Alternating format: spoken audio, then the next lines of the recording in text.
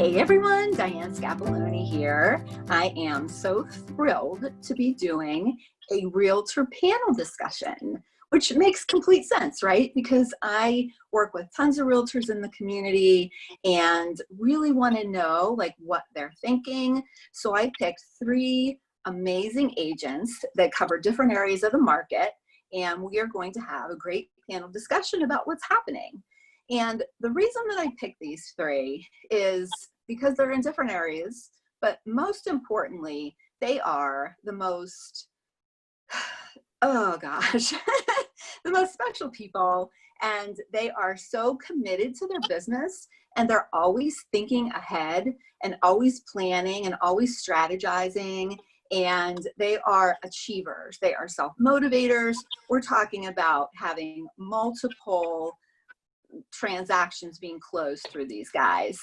And not only is their desire for achievement significant, which I love because I can relate with that, but their heart is even bigger. And so the importance to them to collaborate and come together to provide some education for the community around what is really happening in real estate, I think it's amazing. So what we're going to do, let me introduce the team to you. So the first person that we have is, we'll go in alphabetical order by first name. Our first person is Brian, and Brian Riley is from Keller Williams and the Wexford office. He has been in the business almost 4 years. He has done multi-million-dollar amount of business, and he is positive. He's a father of 4 and is just so heart-centered and takes care of his customers so lovely. And then we have Phil Anthony, who is the owner of Albert Anthony Real Estate. And the company has been in business. It's a family-owned business. It's been around for 23 years. And Phil has been in real estate for 19 of those years. He's helped close over 5,000 transactions. So he definitely knows what's happening. And he is a father of 3 and an amazing person. And then we have Shelly Killinger from Remax CSI. And Shelly, it has been a real estate professional for 11 years. And she, again, has done so many transactions, has helped so many people, has so many raving fans. All of you do. And you all have teams that you're working on just to really provide value to your clients. So I'm like so blessed that you guys are here. So yay. Thank you for having us. Being here. Yeah. That's quite the intro. Yeah, I told you I'd talk for a couple minutes. So I want to get down to it and ask you guys some questions. The first question is, yes, last week I was on the phone with a financial planner, and she was like, wow, she goes, I think that there's going to be some downturn in the purchase business. And, I think the refis are going to be good. She said, but aren't you worried about purchase business? And so I think that there is I think with us being on the inside and knowing, someone I talked to last week said there was like 40 people lined up to see a house in the city. So we know that that is not necessarily the case, but what can we share about what is happening in the market and what has changed in the last 60 days and how you see things moving forward for the next, the rest of the year. So whoever wants to go. Okay, Phil. You don't mind? So No. Thank you for hosting today, Diane. This is great. Yeah. It's so nice to be in everybody's company. So talented, all of you, and so driven. I just love your energy. So in regard to your question, it has been an interesting few months. I think as real estate professionals, we haven't seen anything like this in a long, long time, since probably even 9/11. And that was just a short blip on the radar compared to this, as far as time away from transactions and really looking and treating people with extra care because of the health factor. So absolutely, it's been devastating from a professional standpoint, not just for realtors and for buyers and sellers, but for the entire economy. So where do we go from here? I don't pretend to know the future, although my instincts tell me, and already for being back in business for just a few days now since the governor has reopened real estate with restrictions, of course, I'm already seeing people out there excited to see houses. And I anticipate that quite a few are hanging tight a little longer just because they're just kind of taking it all in, and they're going to get out there slowly but surely. I think a lot of buyers are probably anticipating a lot of properties hitting the market in the next month. So they're probably waiting to see what's available versus the first one that they see. So I think there's a lot of that, like, wow, what's the inventory really going to be like? A lot of sellers probably held off. So there's some of that built up energy, I think, that's unspoken, maybe not documented, but just my instincts. And lastly, I feel like the next 6 months are going to be definitely different. How we interact with our clients. There are going to be a lot of people this year that were going to buy or sell that have decided to hang tight. And then there's going to be others that need to do it. And one last thing I'll say is, city of Pittsburgh in general has always been one of the more popular cities. We've been up there with #1 city to places to live in the past, and that hasn't changed. So as long as you can help us keep those rates low, Diane. Yeah, do what I can. It should really help. And I think Pittsburgh's going to recover quickly, but it's going to take a little time. Yeah, I'll jump in after that. I mean, I think that a lot of what we're talking about is going to kind of go across the board in all of Pittsburgh, not so much South Hills, North Hills, West, all of that city. But I mean, we have been impacted by this, no doubt. I mean, our inventory levels are so ridiculously low right now. There's really nothing on the market. But there are buyers out there. I mean, we are seeing, like, for example, I was showing a house today. We barely got a showing because we have to have them half an hour apart, and they have ran out of time slots today. So, I mean, there is a lot of pent up buyer demand out there. So I do think that we're going to spring back. And a lot of people are looking at where we are right now economically, and they're afraid. The projections that we're getting from people like Wells Fargo and Goldman Sachs, I mean, they do anticipate a pretty rapid recovery, you know, by Q3, Q4 for sure. But I really believe in my heart of hearts that real estate is going to be one of the things that pull this country out of the situation that we're in right now. I am excited to be on the leading edge of that. You know, if we can just, like Phil said, keep the rates low and take care of people, you know, in a safe way and a virtual way, if we can, I think we're really going to have an impact, a positive one, on the economy. Yeah. Brian? Yeah, I agree with both Phil and Shelley. I mean, I'm seeing the same thing here in the North Hills.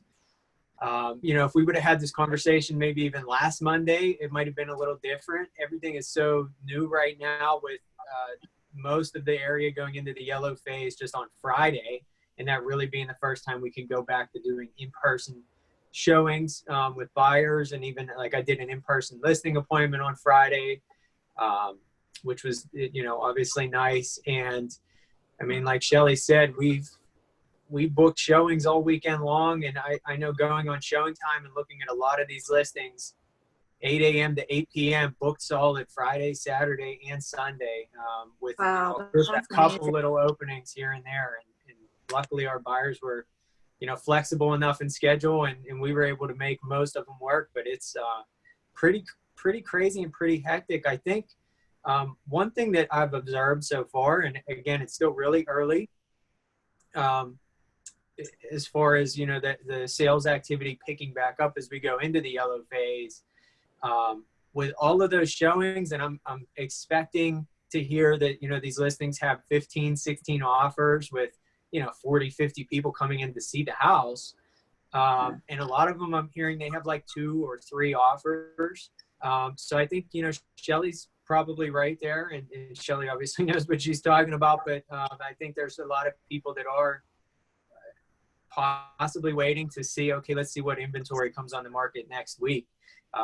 You know, what we're seeing now is pretty much just all the sellers who were either ready to go prior to all of this with photos and in their video tours and, you know, all of those things that we need to be able to get into the house to do, or maybe they were already on the market, you know, prior to this, and they've been sitting for the last month or two. So, I mean, I know my phone has been ringing with sellers also.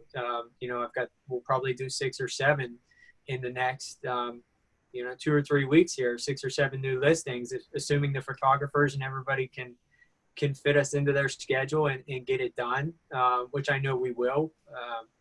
So it's going to be, it's interesting, and the market seems to look like it's completely bouncing back. I was telling people in May and in April, I think as long as we start to get back to normal here in May, which we're doing now, I think the springtime market is still strong. There's still a lot of demand out there. Fortunately for us, and God forbid anything would regress, but fortunately for us, this didn't carry over into like June or July, because I think that could have been detrimental. And again, I agree with Phil and Shelley. I think real estate's in a really good position to pull the economy, up in a positive way. So it sounds like there was a flood of some listings that were placed over the weekend. Do you think there's still some that are being held back that aren't there yet, that maybe there'll be more opportunities out there for buyers? Oh yeah. I mean, we personally have listings that we could not get photography on. We could not get, 360 tours. We can't get the photographer out. So, I mean, if we're personally holding listings because of that, I know other teams are doing the same thing.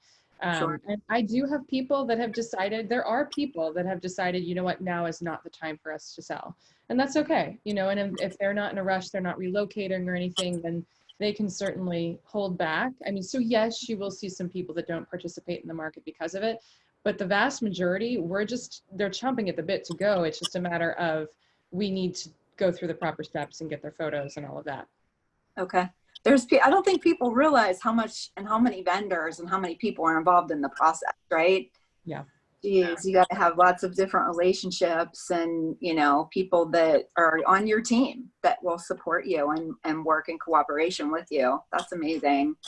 Well, so what are you doing differently now that maybe is a stopgap? Or what do you like? Because I know you're all thinkers and you're planners and you're strategizers. So going into the rest of the year and maybe with your whole business, what are you doing differently? And what you're doing differently, is it like a temporary thing just to kind of get through this pandemic? Or is it something that you just really see is happening and it's going to be a significant change for the market? I know people want to know that. I'm old fashioned. I always raise my hand like I'm in school. So, I'll get called on first that way. So in regard to your question, that's a great question. For Albert Anthony Real Estate, as soon as we started to fall into this horrible situation in this world that we face, we immediately went into, let's fix this. Let's come out of this situation as the best possible company we can for the good of our clients. And we immediately, even though the entire real estate industry was heading towards virtual reality, virtual this, virtual that, it was like, I use the analogy, like we hit the fast forward button. Like it's boom, we're there. We just transported ourselves there. And so we've done that regard to, I give both of my guests credit here. Shelley and Brian do such a nice job on social media and really keeping the public informed. I love your pages and you guys do a great job. So we aspire to do the same, keep everybody informed, making buyers and sellers' lives easier and safer. And virtual reality is the way to go. But that's not the end of it. There's going to be something new tomorrow that pops up. And so as a company, we're always fully embracing technology to the fullest extent, because that's what our clients deserve. Is it a greater investment for the company? Absolutely. Are we concerned about margins right now? No. We're concerned about making sure our clients can get through a transaction safely, quickly, and have as much or more exposure than ever. That's great. That's great. How about you guys, Brian, Shelley? Copy and paste that answer. I mean, that's just no, in all seriousness, yeah, right? I know. In all seriousness, no, though, it's all virtual. In a way, we've been doing this for a long time. We've been doing social media and video marketing for a long time, but in a way, everything we do has been turned on its head, because we didn't have to 100% rely on virtual before, whereas now we really do. And I believe that virtual, to answer the second half of your question, Diane, is here to stay. for a couple reasons. I mean, I believe that there are going to be sellers and buyers for a long time that don't want people in their homes. And we have, or at least don't want not like looky-loos in their home. They want people that are serious, that are going to make an offer, and we've got to have solutions for them. If heaven forbid we see a resurgence in cases and we would need to be virtual, that virtual option has to exist. And then, I just think that there's a convenience factor. And I do think Absolutely. people really like being able to take homes off the list, especially considering how aggressive the market is right now and how aggressive buyers need to be. If they can sit in their pajamas at night and do a virtual tour of a house, a 360 tour, and say, you know what, that one I really don't like, then it saves them time and they can focus their time on the ones that really matter. So I believe that it is here to stay. And I echo everything that Phil said in terms of you're taking your business online, online by virtual consultations, virtual listing consultations if need be. I've done FaceTime showings, with people who can't get out of the house. Having the technology at your fingertips to be able to easily coordinate all of that is really, really valuable. So, I mean, everything that can be done through video online certainly will be. And I do believe it's here to probably stay for a little while. Yeah. I agree 100%. I mean, we're all on like the exact same wavelength here. There's really not much left to say. The only word that comes to mind for me is efficiency. And there was a lot of inefficiencies in the business before, and it's easy to ignore those. And of course, technology could work for our industry or not against our industry. It's ultimately working for the industry and the consumers, but it can, we can kind of get in the way, and technology can get in our way, and we can treat it like it's this battle or this conflict.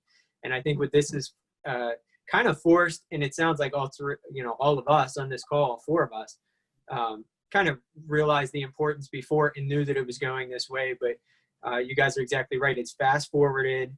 And now we need more than ever to make the technology work for us and work with us and with our clients and just do things more efficiently.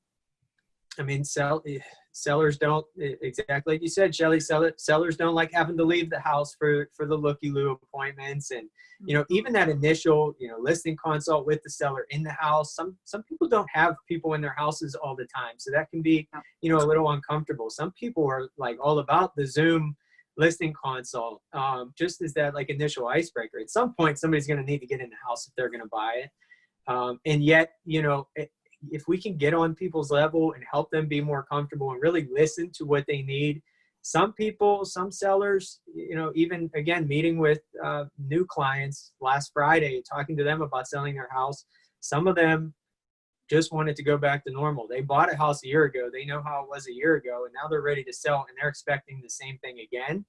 And yet there's other ones, homeschooling or working from home. I mean, we had a house that we needed to get into for a home inspection, and this was a while back. And the seller physically couldn't leave the house. It was her and her daughter, and the daughter was taking a final. She was in high school, cyber schooling, and the mom had a conference call. You can't just go to Starbucks and sit there and do those things anymore. And you're not going to take a high school final in your, in the passenger seat of your car or something like that on a hot spot. We had to be flexible, and things had to adjust, and we had to accommodate. And I think that's going to happen more and more. And I agree with what Shelly said. Why not sit at home in your pajamas and browse houses on your couch at 9 p.m. at night? And with, showings 8 a.m. to 8 p.m. all weekend long, we had buyers that went out at 8:30 a.m., drove around for an hour, 9:30 a.m., went home, ate lunch, whatever, came back out at 1 p.m. and then 11 a.m. again on Sunday, because those were the available appointments. If they could have eliminated 2 of those, they would have got, half, if not most or all of their weekend back. So I think that there's, again, just efficiencies. I think there's a lot of opportunity right now for all of us. And I think everybody on this call, we recognize that, it sounds like. So I'm just echoing and repeating everything Phil and Shelly said. You guys don't leave much more. I think we're all on the same wavelength. I agree. No, I think it's amazing what you're doing. And I feel like, even with my industry in the mortgage business, when I first started like 20 years ago, everybody wanted to meet face to face and talk about their finances.